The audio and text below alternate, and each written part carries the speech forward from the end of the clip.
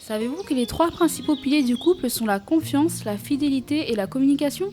D'ailleurs, la moitié des personnes interviewées dans cette étude pensent que les couples doivent être ensemble depuis environ 2 ans avant de se marier. Vous y croyez-vous? Aussi, la majorité des personnes pensent que c'est à l'homme de faire sa demande en mariage. Dans ces cas-là, pourquoi l'homme a-t-il si peur de s'engager? Voyons ça ensemble. Salut les lumières. Bienvenue sur notre chaîne. Comme vous avez vu dans l'intro, aujourd'hui on va vous parler de l'engagement des hommes. Pourquoi les hommes ont peur de s'engager? Donc je vais poser quelques questions à Nat et il va y répondre cette fois-ci sérieusement pour ceux qui ont vu le prank. C'était vraiment des questions pareilles à peu près. Et là pour le coup on va les faire sérieusement. Pas de prank hein. Non, cette fois-ci on est sérieux. Ok, bon t'es prêt babe? Ouais, c'est parti. Alors première question que j'ai à te poser pour savoir pourquoi les hommes ont peur de s'engager. Première question. Pourquoi les hommes ont peur de l'engagement, premièrement, et quels sont les freins qu'un homme peut avoir avant de s'engager? Ok. Bon, aujourd'hui je suis un peu le porte-parole des hommes. Ouais. Je vais partir un peu de mon expérience aussi personnelle. Parce que moi j'avais peur de l'engagement avant de demander en mariage. Oui. Avant de te rencontrer en fait. Ouais. Parce que quand je t'ai rencontré, ça a un peu tout changé. Mais avant ça, j'avais peur de l'engagement. Les fréquentations et machin, ça durait jamais longtemps. J'aimais pas trop ça. Et puis même quand ça durait, moi, j'étais pas dans l'optique d'aller plus loin. D'accord. Alors pourquoi moi j'avais peur, pourquoi les hommes ont peur habituellement? En fait, déjà, le truc, c'est que moi, j'ai recensé 2 blocages. Le premier, c'est le côté aventurier qu'ont les hommes. Donc, là, le côté aventurier et séducteur. D'accord. Donc, les hommes aujourd'hui, et je pense que c'est grandement à cause de la société dans laquelle on vit et tout, les films Netflix, les séries et toutes ces choses-là, un homme est considéré viril, ou en tout cas homme à part entière, s'il a plein de conquêtes et si c'est un séducteur avec plein de filles autour de lui. Ouais. Et donc ça joue beaucoup. Pour un homme, en fait, il est très important pour lui de plaire, de draguer et tout ça. Et s'il n'arrive pas à plaire, s'il n'arrive pas à séduire, il va se sentir beaucoup moins viril. D'accord, ouais. Et tu vois, et je pense que ça, c'est le premier frein. Quand une femme après aborde un homme, il y a toute cette pensée-là culturelle de la société. La femme va lui dire, écoute, moi j'ai vraiment envie qu'on aille plus loin, que tu t'engages et tout. Lui dans sa tête il va dire, moi je suis jeune, j'ai 21 ans, j'ai machin et tout. Ouais. Tous mes potes ils sont là, ils font la fête, ils vont de à gauche à droite et tout ça, ils sont libres et tout ça. En tout cas, au niveau séduction. Ouais, et puis ça me fait penser à un truc d'ailleurs quand tu dis ça.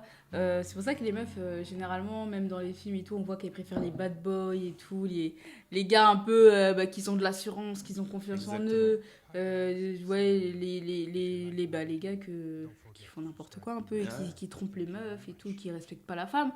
Et le plus souvent, c'est ce que les meufs recherchent. Exactement. Et parce que dans la société, déjà dans les films, dans les séries, dans tout ce qu'on peut voir sur Netflix, dans tous les films, c'est eux qui ont la cote. C'est eux les populaires, c'est eux les gars cotés, ils ont des tatouages et tout, machin. Les meufs, elles sont là, et tout. Moi, je cherche, même des fois, il y en a, elles le disent, moi, je cherche un mauvais garçon. Ouais, il y a des meufs qui disent ça, elles assument. Moi, je veux un mauvais garçon, je m'en fous qu'il me trompe, je m'en fous. Ouais. Voilà, Et donc, le problème, c'est que, en fait, en normalisant ce truc-là, en faisant en sorte que ce soit hype, que ce soit coté, que ce soit stylé, les gars, ils veulent reproduire ça. C'est vrai. Et ils vont pas forcément vouloir s'engager par les fiançailles et mariages très rapidement. Mais oui, t'as trop raison. Tu vois, il y a le côté séduction en premier. Ouais. Le deuxième blocage, je dirais que c'est plus un aspect de vision, un blocage des projets. D'accord. C'est-à-dire que beaucoup de fois, on le voit, les hommes, des fois, ils disent non, mais j'ai pas envie de me marier et tout ça parce que vas-y, c'est bon, je serai en prison après. Ouais. Tu vois genre, ils auront plus de jeunesse, ils vont plus pouvoir profiter. Exactement. Et tu vois, parce que l'homme aussi, en règle générale, comparé à une femme, souvent l'homme prend plus de risques. Oui. Tu vois les hommes, ils ont plein de rêves, plein de trucs et tout ça, et des fois, ils peuvent faire des trucs sur des coups de tête parce qu'ils sont plus téméraires et tout ça, en règle générale. Après, voilà, il y a des filles qui le sont plus que des gars, tu vois. Mais en règle générale, en fait, un homme, il aime se sentir libre, tu vois. Mm. Avoir des projets fous, partir, faire ceci, faire machin. Et dans la pensée des gens, en fait, et ben, c'est si je me marie, si je m'engage, si je me fiance, on dit. Si je me fiancie. Non, je pense que c'est si je me fiance. Vous nous Si je direz me en commentaire. fiancie. Je sais pas. En gros, si je m'engage, Je suis bloquée. je suis bloqué. Ouais. Tu sais, je C'est peux rien clairement, faire. ouais, c'est vrai. Hein. C'est vrai, c'est vrai. Et juste pour aussi donner un petit... Parce que là, pour moi, j'ai répondu à la question, mais vraiment, je pense que l'idée aussi, pour aider les hommes, en tout cas qui sont dans ces blocages et tout ça, c'est de ne pas penser les choses de cette manière et de se dire que, bah, en fait, déjà pour le blocage des projets, bah, en fait, quand tu te mets avec la bonne personne, vous êtes deux maintenant. Ouais. Et donc tu te dis, il y a un dicton qui dit... tout seul on va plus vite, mais à deux on va plus loin. On va plus loin. Peut-être que les projets que tu voudras faire, les rêves que tu as à cœur, vont peut-être prendre plus de temps puisque tu as des responsabilités après. Mais il y aura des vraies fondations dans tes projets et tu sais que tu pourras aller plus loin dans ce projet. Parce que des fois, il y a plein de trucs et de projets qu'on veut faire en tant qu'homme et tout ça. Ça commence, ça termine pas et tout ça. Mais avec une partenaire, à deux, en équipe, et surtout avec le Seigneur en plus, donc là ça fait 3, et ben on peut vraiment avancer, quoi. Ok, bah super. Je pense que tu as très bien répondu à la première question. On essaye. Je sais pas ce que vous en pensez, j'espère que Nat a répondu clairement à cette question. Je pense qu'il y a plein d'autres trucs à dire de toute façon. Oui, bien sûr, après, c'est chaque homme a sa vision et chacun pourrait aussi rajouter en commentaire son avis, son opinion. Alors, on va passer à la question numéro 2. À quel moment faire sa demande et est-ce qu'il y a un moment propice pour faire sa demande en tant qu'homme, futur homme à marier, quoi. Alors, parce qu'on dit souvent, quand on est une femme, on dit souvent oui, toi t'es une femme à marier, oui, toi t'es une femme à marier, tu vois. Ouais. Genre quand tu sais faire la cuisine, quand ça y est, enfin tu vois, il y a plein de critères comme ça autour de la femme, on dit ah toi t'es une femme à marier, mais pour les hommes, est-ce qu'il y a un moment où on peut dire lui là c'est un homme à marier? Ah, dans ce sens-là, ou bien dans le sens où... D'accord. Dans les deux, par exemple, tu peux me dire par rapport à ce sens-là et aussi dans le sens... quand est-ce qu'il fait l'âme de voilà, ouais, plus profond, plus intime et tout par rapport à soi. Ok. Bah ouais, ok. Bah déjà, pour moi, la première des choses, c'est une histoire de préparation. Comme dans le prank. Non, c'est une vraie histoire de préparation. Tu vas pas me la faire. Non. Sérieusement. Pour moi, il y a le premier point, c'est la préparation individuelle. Déjà, pour soi. D'accord. Se connaître émotionnellement, physiquement aussi. Connaître son identité. Connaître son identité, c'est vrai, hein. Ouais. Comment je suis, ce que j'aime pas, ce que je veux dans ma vie, ce que je ne veux pas du tout. Ça, c'est super important déjà de définir ça. Sa mission de vie. Ça, c'est important, sa mission de vie, savoir en fait, même si faut pas que ce soit genre, c'est évolutif. Donc ça sera pas forcément défini, je connais pas ma mission de vie, je peux pas m'engager, c'est impossible. Non. Mais déjà, avoir une vision de ce que Dieu t'appelle à faire, en fait. Ouais. Tu vois ? Voir loin dans le futur. Voilà. Te dire que, ok, moi, je sens dans mon cœur que c'est ça. Ça, c'est super important. Il faut que tu le saches. Tes aspirations, du moins, même si c'est pas encore clair. Yes. Et moi, je vois aussi quand même... il y a aussi un petit peu, quand même, l'aspect un peu finance. Oui. C'est-à-dire que l'engagement... Quand tu dis ça, ça me fait penser au prank. Ah ouais. Le langage. Le langagement. Et ça, c'est un terme au XVIIIe siècle, on n'utilisait pas d'apostrophe. C'était l'engagement, le langagement. On va mettre un petit... Parce qu'il faut comprendre en fait que quand on dit l'engagement, c'est quand on s'engage dans quelque chose, en fait, on se donne tout entier, tu vois. Mais oui, bien sûr. Oui. Ouais, c'est le prank encore qui te fait rire. Quand je repense au prank, bref. Quand on s'engage dans quelque chose, c'est qu'on se donne tout entier, et surtout quand c'est pour après le mariage, tu vois. Donc, il faut être prêt aussi financièrement, tu vois. Il faut te dire que, ok, bah là, j'arrive à m'assumer.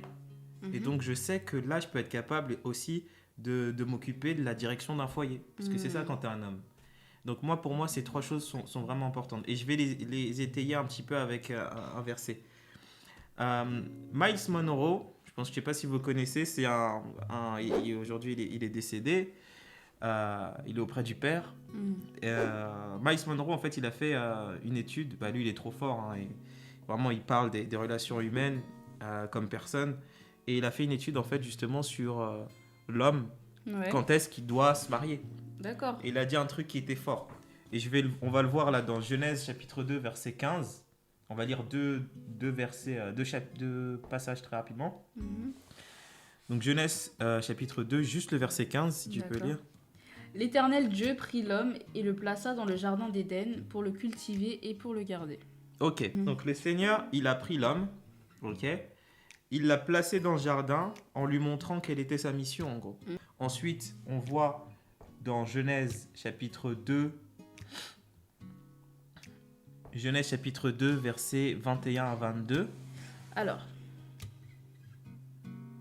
Alors l'Éternel Dieu fit tomber un profond sommeil sur l'homme, qui s'endormit. Il prit une de ses côtes et referma la chair à sa place. 22. L'Éternel Dieu forma une femme de la côte qu'il avait prise de l'homme et il l'amena vers l'homme. Ok, donc on comprend un truc. C'est super important pour l'homme d'abord de s'occuper individuellement de lui avant de vouloir vraiment s'attacher, s'engager avec une femme. Parce que c'est vraiment l'ordre que le Seigneur il a établi. Exactement. Il a créé l'homme, il l'a pris, il a dit voilà, je te place dans le jardin, tu dois le cultiver et le garder. C'est ton travail d'abord. Yes. C'est ton travail. Quand il s'est acquitté de ce travail-là, là le Seigneur il a dit ah, il n'est pas bon qu'il soit seul en fait, cet homme. Tu vois? Ouais, je vois. Et c'est là après il crée la femme et il dit allez, maintenant ensemble. vous êtes vous deux et vous avancez ensemble. Ok. Tu vois un peu ce que je veux dire par là? Mais en fait, ça me fait penser à quand on dit que l'homme, c'est dans le foyer, c'est l'homme qui guide en fait sa famille, vous voyez. C'est lui qui donne une direction. La femme, bien évidemment, elle a aussi son appel, etc. Peut-être qu'ils ont un appel en commun ou pas. Mais dans tous les cas, dans un foyer, l'autorité, c'est l'homme. C'est ça, c'est l'homme a une place en fait que la femme n'a pas. C'est pour ça que c'est l'homme, la femme et les enfants, etc. Donc il y a vraiment en fait un ordre biblique à suivre déjà par rapport à ce que le Seigneur il nous dit et comment il a fait l'humanité, comment il nous a créés.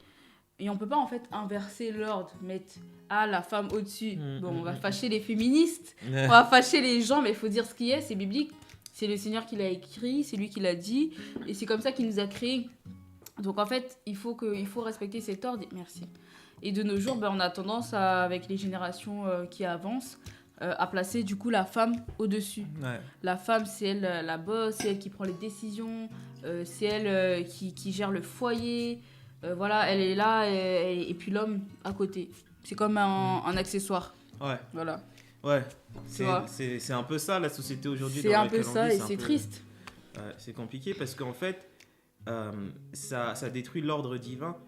Et ça veut pas dire, et c'est là où la société nous trompe, ça veut pas dire que que la femme c'est le sous-fifre de l'homme, c'est l'inférieur de l'homme, ou je sais pas trop quoi. Non, c'est la femme c'est l'aide semblable, tu vois.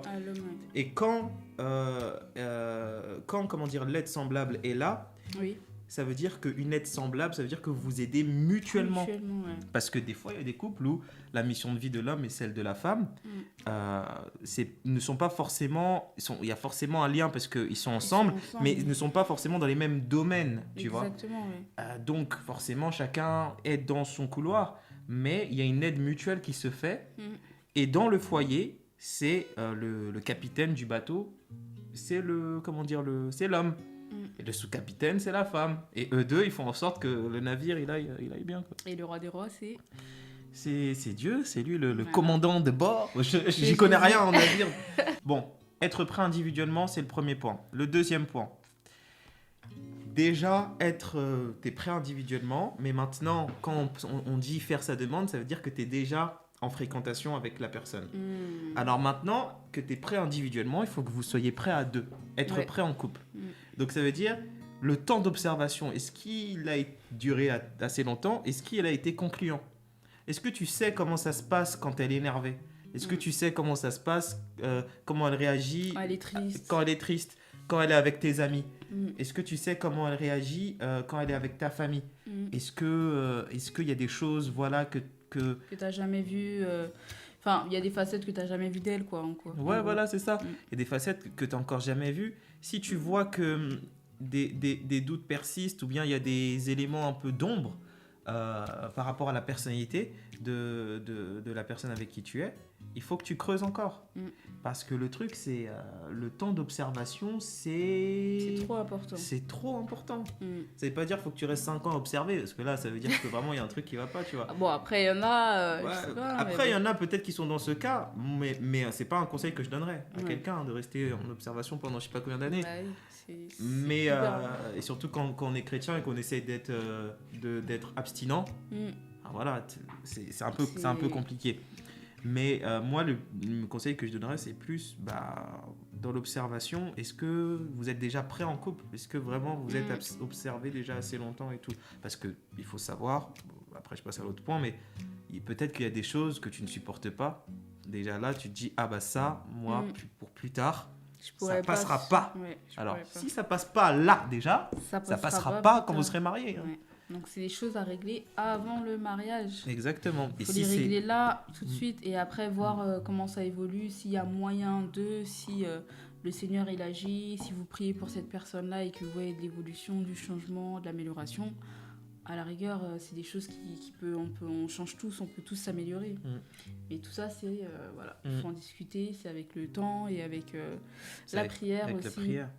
Et surtout, moi, je mets le point pour les hommes qui me regardent et tout là. C'est vraiment destiné pour eux.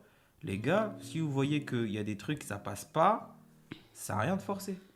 Pendant l'observation, vous êtes en temps d'observation, même pendant les fiançailles. Pendant les fiançailles, si vous voyez vraiment il y a des comportements, des choses qui ne passent pas, vous vous dites que moi, pour plus tard, je n'y arriverai pas, c'est pas possible, alors c'est terminé.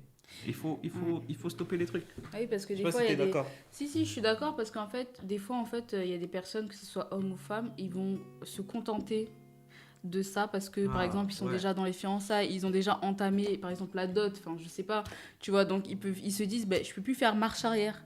Mais à partir du moment où t'es pas encore marié, la marche arrière, elle est possible, en fait. Il faut surtout pas se dire ça, parce qu'après, vous allez pas être heureux dans le mariage, et là, vous allez souffrir toute votre vie, c'est dommage en fait de ne pas vivre le bonheur complet et l'épanouissement dans le mariage, alors qu'il n'y avait rien qui vous obligeait. Enfin, même s'il y a le regard des gens, il y a les critiques, dites-vous que c'est votre vie et que c'est vous qui allez supporter ça toute votre vie. C'est pas les gens qui ont parlé. Les gens qui ont parlé quand vous serez pas bien et tout machin, c'est pas eux qui vont venir vous aider, hein. Ils seront toujours là en train de parler dans tous les cas. Et même quand vous allez être heureux, ils vont parler encore. Tu vois. Donc, Et si c'est pas elle, votre côte, elle est quelque part.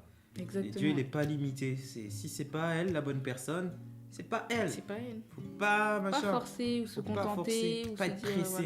Ouais. C'est super important. Pas être pressé, c'est vrai. Pas être pressé. Et donc, ça revient pour moi au dernier point, qui pour moi est le plus important. Est-ce que tu l'aimes? C'est ça finalement. Parce que peut-être que tu es prêt individuellement. Hein, tu connais ta mission de vie, les finances, ça va, c'est bon. Vous vous connaissez vous deux, tu sais que vous êtes observés, tout va bien, ok, cool, elle a un bon comportement et elle a l'air de m'apprécier aussi. Mais il y a encore un doute, il y a un truc qui t'empêche d'aller de l'avant. Alors là, c'est là que tu dois te poser la question, est-ce que tu as vraiment des sentiments pour cette personne? Parce que le truc, c'est qu'à partir du moment où tu commences à douter des sentiments, tu commences à te dire... je suis pas sûre de vouloir vivre avec elle toute ma vie. Enfin, tu vois, des questions comme ça, c'est bizarre. Pour moi, c'est bizarre. Ouais. Parce que quand tu aimes quelqu'un, je vous assure que vous savez que tout le long de votre vie, cette personne-là, vous allez la passer avec. Ah ouais. Vous voyez? Ouais. Et surtout, je pense qu'on le dira aussi à une autre question, dans une autre question, mais surtout, nous les hommes, il y a un truc, la plupart, je pense que les hommes seront d'accord avec moi, souvent quand il y a un en tout cas pour les hommes, souvent quand il y a un doute, il n'y a pas de doute. Souvent. Ouais. Parce que nous les hommes, on a peut-être aussi le sens, des fois un peu développé, pour trouver la femme. Parce que c'est vrai que dès le début dans Genèse, c'est Dieu, quand il a sorti à Ève de la côte d'Adam, il a montré à Adam, et Adam, qu'est-ce qu'il a dit? Voici, cette fois-ci, l'os de mes os, la chair de ma chair. Et pour plein de potes, j'ai plein de personnes, même dans ma famille et tout ça, à chaque fois qu'on entend leurs histoires, c'est souvent l'homme qui sait dans son cœur, il sait que c'est elle. Là, mais tu sais, ça me fait penser à un truc, tu sais, il y a une phrase sur Instagram, on voit ça et tout sur les réseaux, en gros, qui dit que quand un homme il tarde en fait à faire sa demande, c'est que c'est pas le bon. Parce qu'il sait que même la personne avec qui il est, c'est pas la femme de sa vie. Mais que quand il va par exemple, il va rompre avec la personne avec qui il est et il va se remettre en couple avec une autre personne, la personne elle se marie direct. Genre en 2 mois, 3 mois, tu les vois mariés, enfants, machin, et là tu te dis mais attends. Et c'est là que tu comprends qu'en fait il aimait pas réellement la personne avec qui il était avant. Parce que la manière dont il s'est engagé, il a pris ses responsabilités vite avec cette personne-là, et la manière dont avec celle avec qui il est depuis 10 ans, il a ni fiancé, ni rien, ça montre à quel point en fait l'homme en fait il était pas réellement investi parce qu'il se voyait pas, se projetait pas avec cette personne. Tu vois ce que je veux dire? Exactement, je suis tout à fait d'accord avec toi. C'est vrai. Hein. Et moi je me reconnais là-dedans parce que avant de rencontrer Nana, j'étais pas dans une longue relation. J'avais été dans une longue relation juste avant où je voyais pas le bout du truc. Et que c'était pas, on n'était pas du tout fait pour être ensemble. Et quand j'ai rencontré Nana, en fait, c'est là où la première fois que je me suis dit que c'est terminé. Là, j'ai trouvé la femme de ma vie. Et alors, j'ai eu aucun doute dans ma tête. J'étais déjà mariée, fiancée et tout. On a commencé à se fréquenter. Et puis, elle était un peu... ouais, même le mariage et tout. Oui. Elle avait un peu peur du mariage et tout. Moi, j'avais un petit moi, peu j'étais peur, sûre. Ouais, c'est lui qui m'a rassurée. Il m'a dit non. Oh. Bébé comportement. Bon, c'est pas grave, on est entre nous. C'est lui qui m'a rassurée vraiment par rapport au mariage et tout, parce que moi j'avais trop peur. Hein. J'étais là en mode non, mais moi je suis jeune et tout. Le mariage, j'ai le temps. Mais en vrai, quand tu connais la personne et qu'après vous découvrez et tout machin, tu sais que ça va être comme ça pour la vie, quoi. Ouais. Et souvent, je pense que c'est un sens peut-être que le Seigneur nous a donné aux hommes.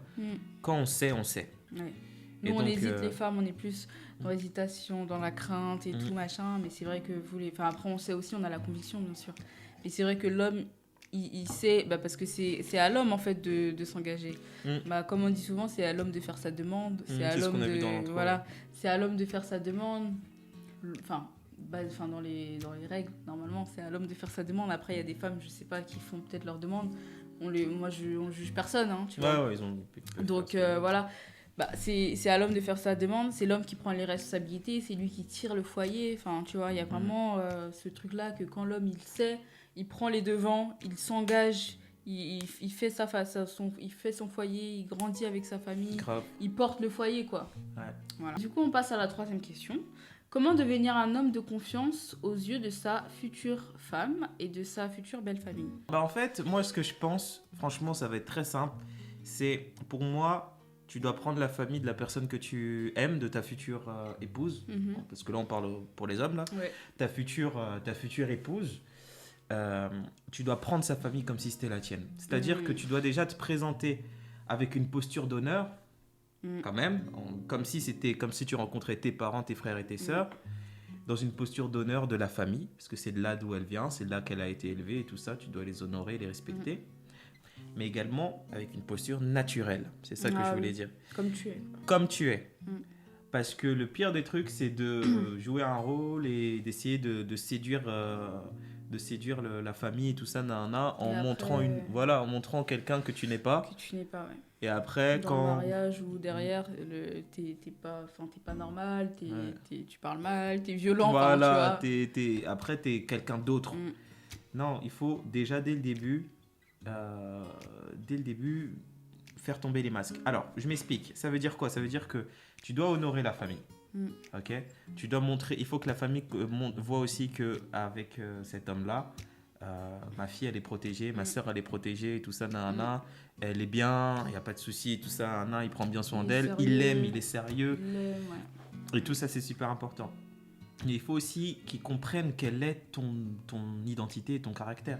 C'est-à-dire que quand il y a des désaccords, qu'il y a des choses que par exemple, toi, tu n'es pas forcément d'accord, il faut le dire. Bah oui, il faut en parler. Il faut en parler, il faut le dire pour qu'ils sachent un petit peu tes positions, pour qu'ils comprennent un peu comment tu vois les choses. Et comment dire, et pour que toi aussi, tu puisses comprendre aussi et voir comment ils te reçoivent. Et donc, pour moi, pour résumer ça, quand tu rencontres la famille de la personne que tu veux épouser, ses parents deviennent les tiens, ses frères deviennent les tiens.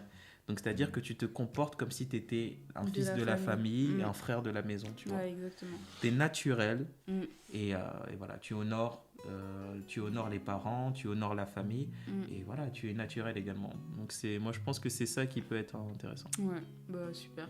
Alors, dernière question, Nat. Quel conseil donnerais-tu à quelqu'un qui a peur de s'engager, qui hésite, qui a peur de l'engagement? Qu'est-ce que tu lui dirais pour finir? Alors, pour résumer, frérot, moi, je te dirais, pose-toi les bonnes questions. Si tu as peur de t'engager avec la personne avec qui tu es en observation, demande-toi si c'est toi le problème. Si tu te dis non, moi j'ai des sentiments pour la personne, je l'ai observée, elle est super, mais il y a quelque chose. Ah, ça veut dire que c'est toi qui dois régler des choses. Ça veut dire qu'il faut que tu vois un petit peu ta relation avec Dieu, mission de vie, tout ça, toutes les choses là, il faut que tu essaies de régler un petit peu tout ça. Si par contre tu vois que non, j'arrive pas à m'engager parce que je suis pas sûr du couple, la personne avec qui je suis, je sais pas. S'il y a un doute, il est inutile de faire perdre du temps à tout le monde. Bah oui, parce que vous allez vous faire souffrir dans tous les cas. Vous allez vous faire souffrir, ça sert à rien. Moi, mon père, il me disait ça à l'époque quand j'étais plus jeune et tout. Quand j'étais en fréquentation, il me disait... il disait un terme, il disait... en gros, fais pas perdre son temps à la personne. Bah oui. Si tu sais que ça va pas le faire, que voilà... Même si vous vous entendez bien, tu sais que ça fait pas perdre son temps à la personne. Ça va être encore plus dur après pour vous séparer, plus dur pour la famille, si tu es déjà engagé dans une famille, tu vois, c'est compliqué.